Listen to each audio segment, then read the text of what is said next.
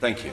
Pete Wishart. Very much, Mr. Speaker, and can I thank the Leader of the House for announcing the business for what would have been the first week of our Easter recess. And we're giving up Easter recess for this. And I just hope we're going to see some more substantial business in the course of the next week, which will justify us giving up time being available for our constituents. And the thing is, Mr. Speaker, the Leader of the House has got absolutely no idea or clue what's going to be discussed and considered next week.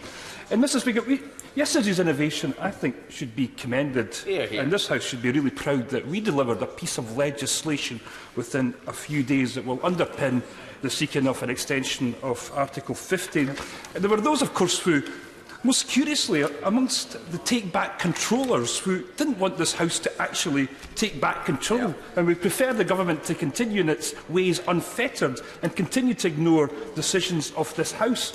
And it's taken legislation to get this minority government to do what the majority of this House wants it to do.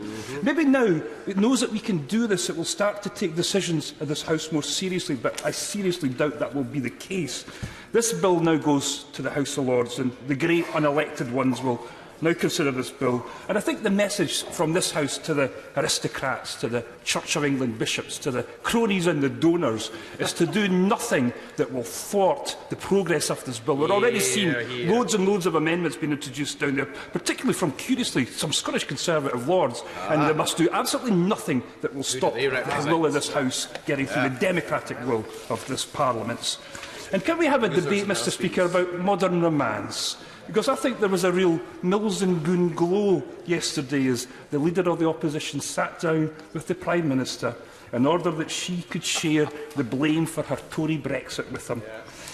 He's gone from being, as the PM said last week, the biggest threat to our standing in the world, to our defence and to our economy, to the saviour of her Brexit. And we in Scotland are watching very carefully the reinvention of Better Together 2.0, Better Together the sequel, the latest in the Tory Labour disaster franchise. This time they together took Scotland out of the EU against its will.